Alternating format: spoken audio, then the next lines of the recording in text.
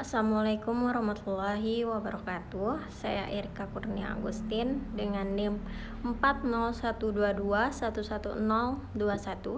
Saya di sini akan menjelaskan mengenai materi di dalam hukum humanitar terdapat objek hukum humanitar internasional, di mana objek tersebut adalah objek sipil dan objek militer, dan subjek hukum militer internasional. Hukum humanitar internasional ini ada kombatan dan non-kombatan. Dan saya di sini akan menjelaskan kedua hal tersebut dalam dasar hukum HHI atau hukum humanitar internasional.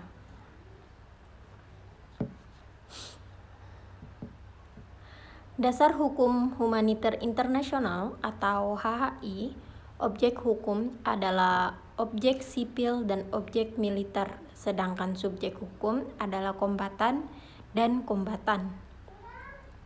Objek sipil ini merujuk pada objek yang bukan merupakan sasaran militer dan tidak boleh diserang, kecuali jika digunakan sebagai sasaran militer.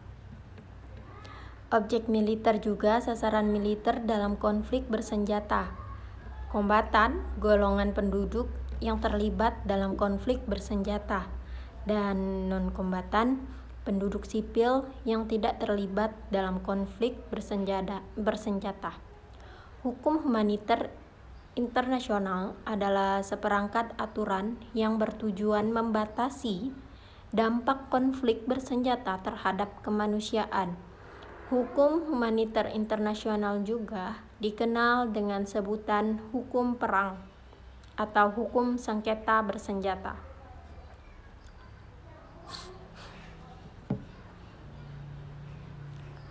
Hukum humanitar internasional didasarkan pada beberapa prinsip.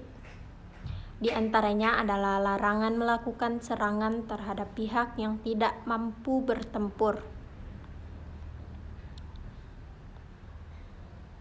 Larangan menimbulkan penderitaan yang tidak perlu, prinsip proporsionalitas, dan prinsip kemanusiaan. Hukum humanitar internasional berlaku selama perang dan tidak mengatur tentang larangan perang atau apakah perang terjadi secara sah atau tidak.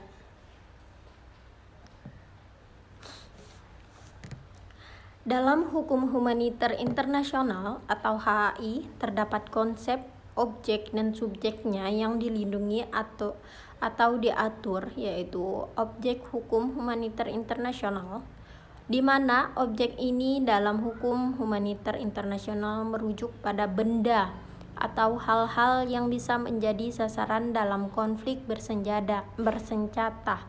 Ada dua kategori utama objek dalam hukum humanitar internasional.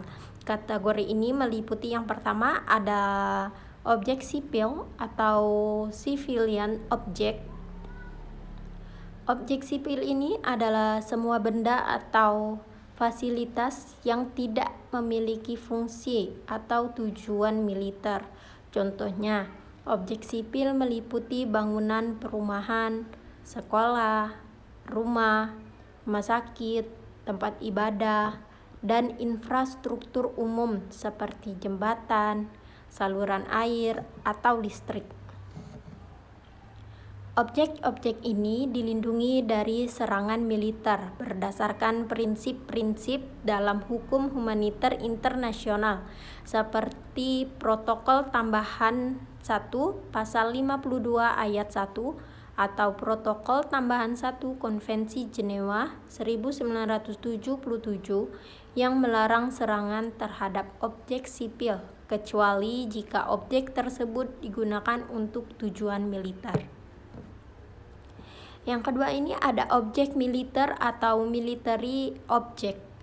Objek militer adalah benda-benda yang secara langsung digunakan untuk operasi militer seperti pangkalan militer, senjata, amunisi, dan infrastruktur logistik militer.